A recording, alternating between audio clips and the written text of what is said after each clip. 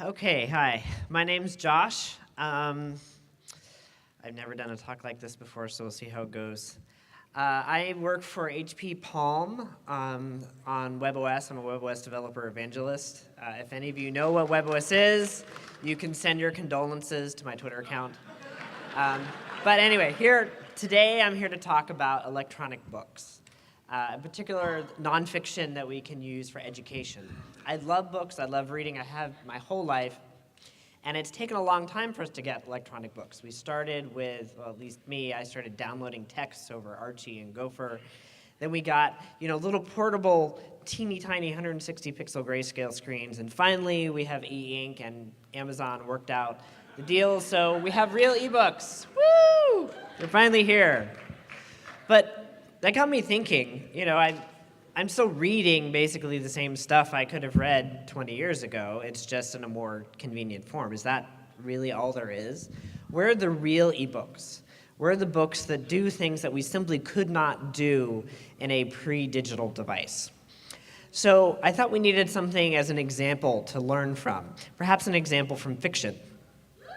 Hogwarts, School of Witchcraft and Wizardry. What would a textbook at Hogwarts look like? I mean, they have, all the coolest stuff there. They've got to have cool textbooks, magic textbooks that could do interesting things. So what would that look like? Well, they have to look really cool, of course. But the textbooks would be sort of intelligent, and they would probably spy on the student. They would know if the student had even opened the book to do their reading. And if they hadn't, well, they would certainly tell the teacher. They'd be snitches. Well, there's a nonprofit called the Khan Academy that is doing something along these lines. Most of their content is focused on video, not text.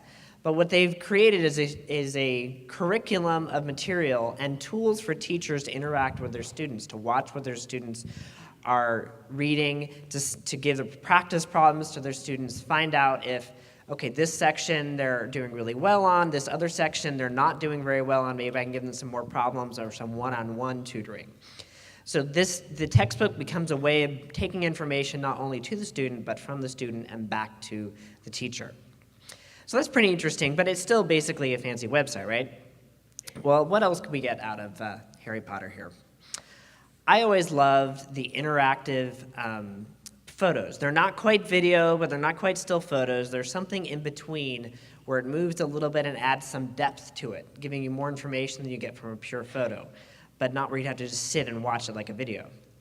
Well, a couple weeks ago, Apple introduced a new system called iBooks 2, which allows you to have interactive diagrams. So it is a static diagram, but it has interactive elements. In this case, you're looking at the different parts of a cell wall, and you can click and see and actually watch as they move around. They even created a tool called the iBooks authoring tool, so that anybody can create this sort of content. Anybody who can use a word processor can use this and build an electronic book. So what else do we have? Well, I always like the Marauders Map.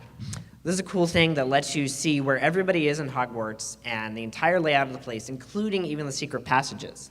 I always imagined it probably let you know where the stuff that had happened in the past was. Well, there's a company that created a program called Time Travel Explorer for London.